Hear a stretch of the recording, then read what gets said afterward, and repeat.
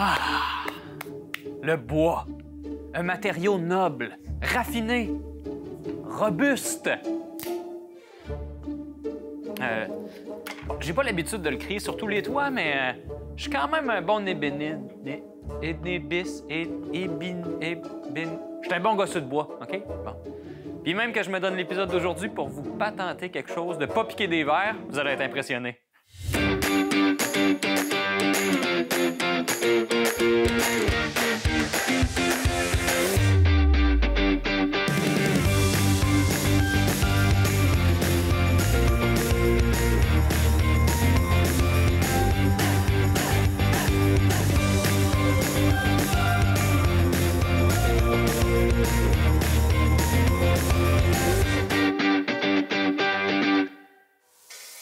Aujourd'hui, je me trouve à Sainte-Luce, pas trop loin du fleuve Saint-Laurent, mais pourtant, en ce moment, ça sent pas la mer, ça sent le bois. Parce que je suis aux ateliers du Rabot des Bois, puis je m'en vais rencontrer Mathieu Jean.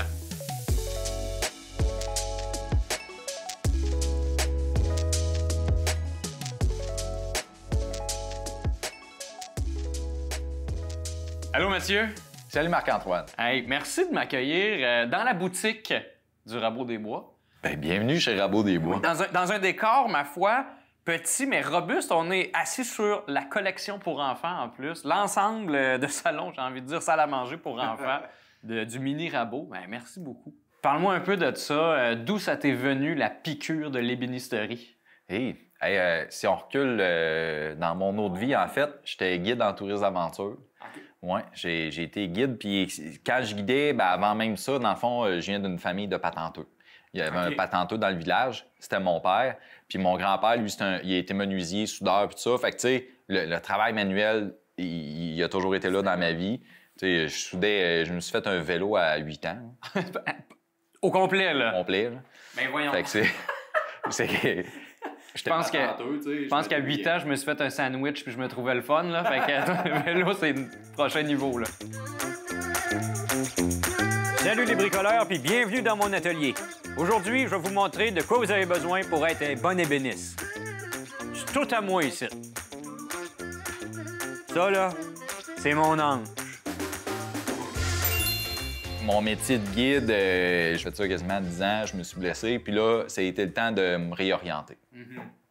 J'étais bien embêté, ébénisterie ou administration des affaires, marketing. OK, quand même deux complètement différentes. J'ai fait un cours d'ébénisterie.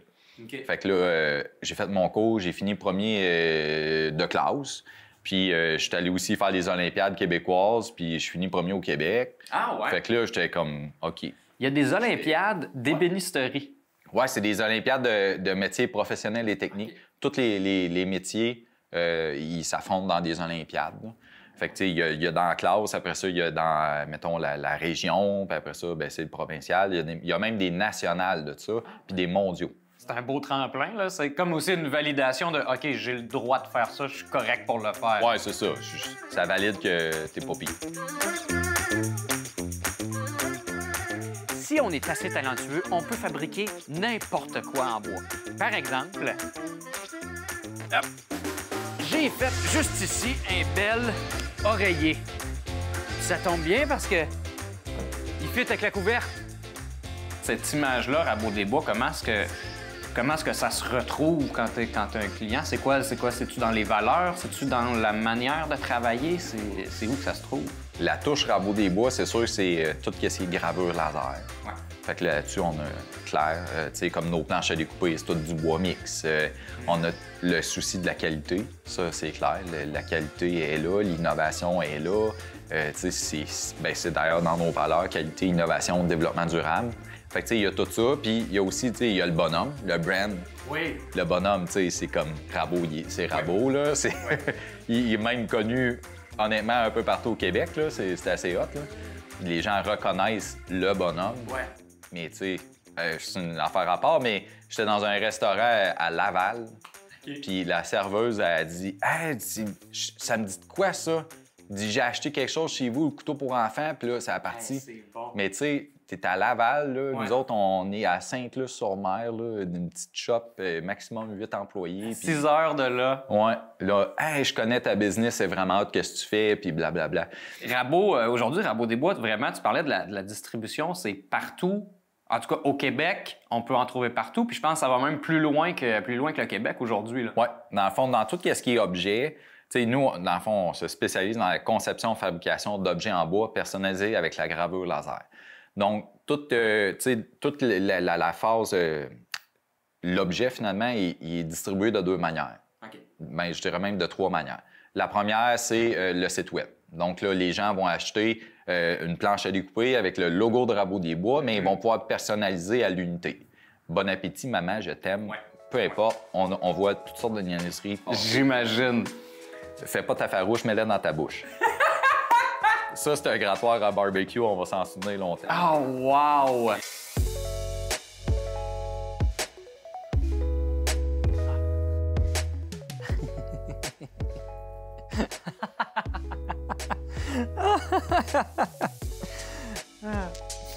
T'es en train d'écrire des blagues sur un morceau de bois.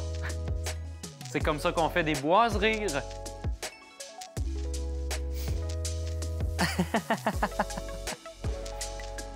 Magnifique. Où est-ce qu'on se trouve en ce moment, Mathieu? Ici, on est dans le bunker des lasers. Oh, Dans le tabac! fond, le bunker, il est vraiment fini comme un bunker, le plus étanche au feu, si on veut, là. Donc, les graveurs laser qu'on a ici, on a actuellement 3 machines. Sur le beat que c'est parti, bien, il y a une machine qui rentre aux années et demie. On a assez d'espace pour avoir 5 machines ici. OK. Ouais. Après ça, il y a un deuxième étage. C'est quand même bon. Ouais. Il y a de la place. La grosseur de la machine, bien, elle a été pensée dans le sens que on n'a pas besoin de plus grand que ça parce que les matériaux, ils voilent des fois ou des contreplaqués minces vont voiler, donc ça donne absolument rien d'avoir une machine de plus grande superficie. Puis là, ici, justement, on est en train de... Aujourd'hui, on est sur une production de tablettes à volant. La fameuse tablette à volant, notre produit bien populaire. Fait que, si tu veux, bien, on va partir la gravure de ça. Puis avant de te laisser aller, pour faire justement ces panneaux-là, ça prend combien de temps à peu près? Le logo que tu veux faire en ce moment, par exemple? Dans le fond, là, on va graver le logo de Rabot des Bois au centre des 2 tablettes. Ouais. Fait que là, on en fait 2 en même temps. Ça va durer autour de 2 minutes et demie, 3 minutes. Quoi. C'est rapide, là, quand même assez quand même. rapide, ouais. Fait que quand on part sur du volume, c'est pas très long qu'on en a une bonne quantité de prête. Là. Ouais, c'est sûr. Mais tu sais, comme actuellement, avec les 3 machines, Noël passé, là, c'était pas le fun. Ah oui, On aurait eu besoin d'une 4e, mais là, je pouvais plus. Ça, c'est mon nouveau modèle de boomerang. J'attends qu'ils reviennent. Il y a une partie de tout ce qui est dans la production ici qui est même fait en collaboration avec l'Université du Québec à Rimouski qui t'aide à perfectionner ta machinerie. T'en es où là-dessus, justement? Oui. Bien, dans le fond, on est rendu justement dans la robotisation avec Lucar Innov-Export qui a fait l'intégration d'un robot collaboratif. Fait que là, ce robot-là, comme on peut le voir, il fait actuellement, il fait toutes mes planches à découper, donc profilage, sablage de toutes les planches. T'sais, on sort en moyenne là, annuelle, on est rendu autour de 10 000 planches à découper annuelles. 10 000 planches à découper? Mais tu sais, c'est un gros chiffre, mais c'est pas assez. Coupez plus, gang! Tu sais, dans le fond, le robot, là, il fait ça, mais tu sais, il peut pas juste faire ça parce qu'il n'y a pas assez de volume pour que le robot fasse juste ça. Fait que là, le robot, ben, on y fait faire aussi tout le sablage des tablettes à volant, mes stations de travail. Tu sais, tous les produits, finalement, ils s'en viennent là-dessus. Puis, Lucar, qu'est-ce qu'elle fait là-dedans? C'est qu'elle essaie le plus possible d'optimiser la production du robot en créant des outils qui vont avoir plus de résilience. Parce qu'un robot, c'est pas de l'automatisation, c'est vraiment une robotisation. La différence entre les deux, c'est que l'automatisation, c'est une machine qui va faire une opération, mais toujours la même. Ouais. Tandis que le robot, lui, la magie de ça, c'est qu'il va toujours faire la même opération, oui, mais tu peux programmer différents programmes pour qu'il puisse faire plein d'opérations. Une séquence, au final, de ça. différents circuits, dans le fond. C'est ça, un circuit. Fait que là, tu sais, si on y va, mettons, dans l'automatisation, ben là, il y aurait une machine qui ferait du sablage. Ouais. That's it. Mais là, le robot, lui, il fait du toupillage, du sablage, il vient déposer tes pièces au bon endroit. Ouais. Puis là, tout ça, bien, on le développe aussi. Tu sais, le robot, éventuellement, il va y pousseter ses planches à découper.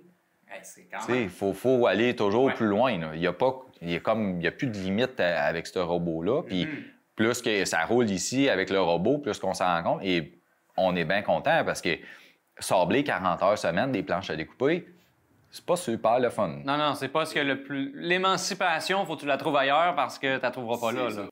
Ça, là, c'est un tapis rouge à bois. Tu sais, des fois, tu as des morceaux de bois qui sont fencés, là, ils arrivent là-dessus. Lui, par exemple. Ah! Il est de bonne humeur. Ah ouais, fais-toi poser en photo, là. Ah ouais, il aime ça.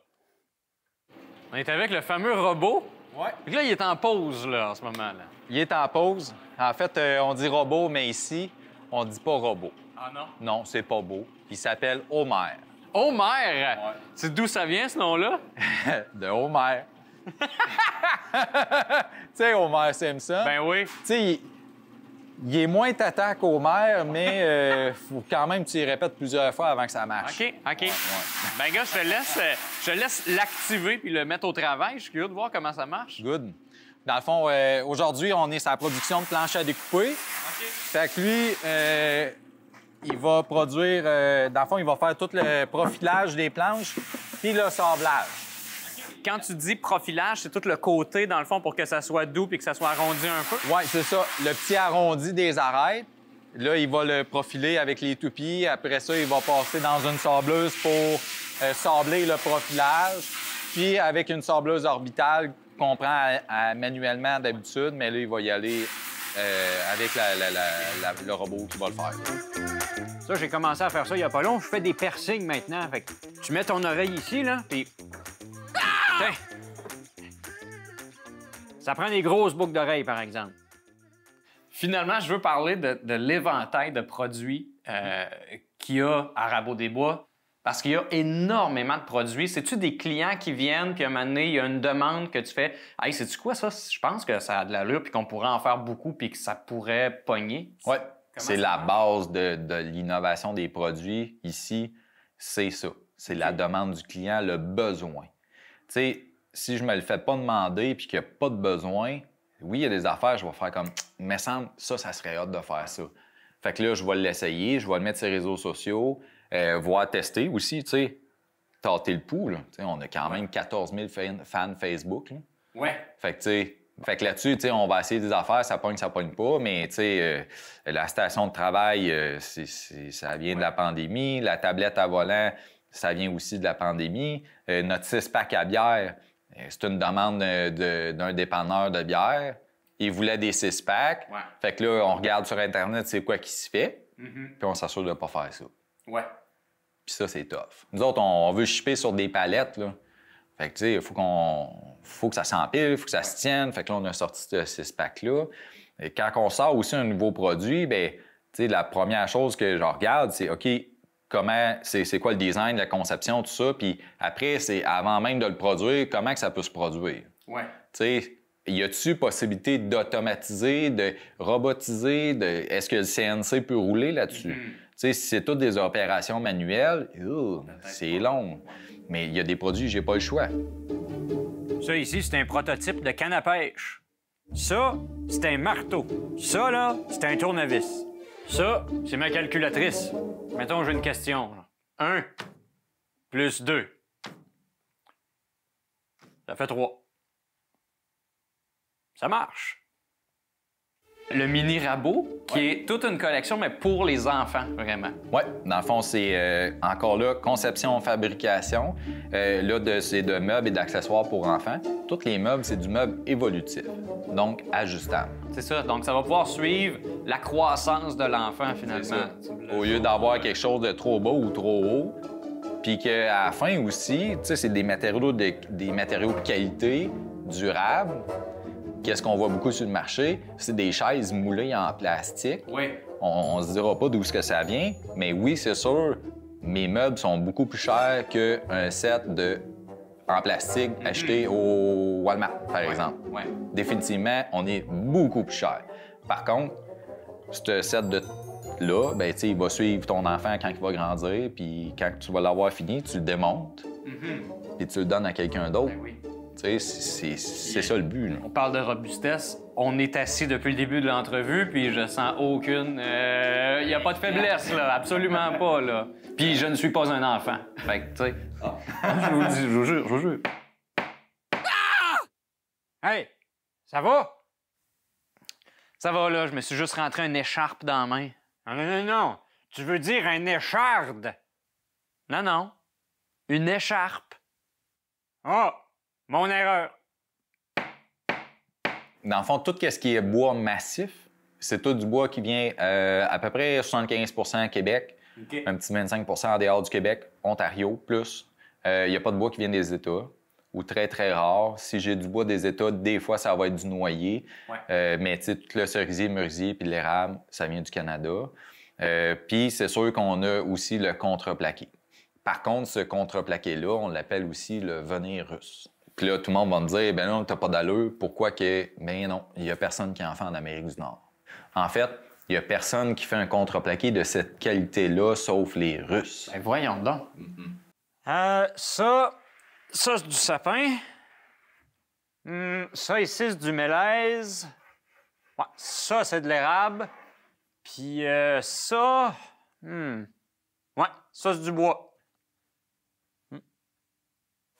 Où est-ce que tu te projettes à moyen terme, long terme? Tu vois ça où? Bien, c'est sûr que la collection du Mini Rabot risque de prendre un certain envol. Ça, c'est certain.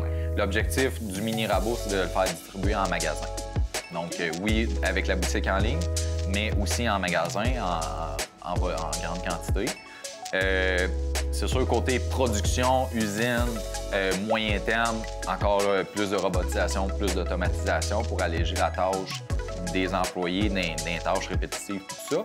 Puis il reste quand même que des employés, tu sais, la courbe démographique est là, il va nous en manquer pour encore 10 ans. Fait que j'attendrai pas 10 ans avant de continuer à faire croître mon entreprise. Puis à long terme, ben, tu sais, moi, je me dis que je suis ici pour 20 ans. OK. On verra le reste. Wow! OK, ben c'est bon. Mais j'ai pas le droit de déménager. Ouais. Là, c'est ma 3e usine, là, atelier. Mais en fait, j'ai eu 2 ateliers. Puis là, ça, j'appelle ça une usine. Ouais. Mais ouais, c'est dans le contrat avec ma blonde. J'ai plus le droit de déménager. Mais il y a un terrain de libre à côté. Oh! Ouais, mais si tu prends le terrain à côté, c'est presque pas un déménagement. Là. Non, non, ouais, faut que ma chaise de bureau reste à la même place. Parfait, parfait. OK. Hein? Non, non, l'épisode est déjà fini? Oh non, non, inquiétez-vous pas, j'ai fini, moi. Ça fait longtemps que j'ai fait ce que je voulais vous présenter. C'est... Ça, ici, ça a l'air d'un bout de bois, mais c'est bien plus qu'un bout de bois. C'est un gratte d'eau. Ben oui, tu sais, quand ça gratte dans le dos, ben, tu prends ça, puis... Ah, ça fait du bien, ça soulage. Puis ça peut faire plein d'autres choses aussi. Ça peut être un gratte-bras. Hein? Quand ça démange, là, ça démange plus.